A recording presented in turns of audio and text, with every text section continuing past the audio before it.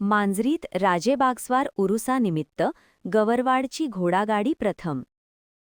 मांजरी येथे हजरत राजेबागस्वार उरूसनिमित्त आयोजित घोडागाडी शर्यतीत गवरवाडच्या विलास माने यांनी प्रथम क्रमांकाचे 6001 रुपयाचे बक्षीस पटकावले.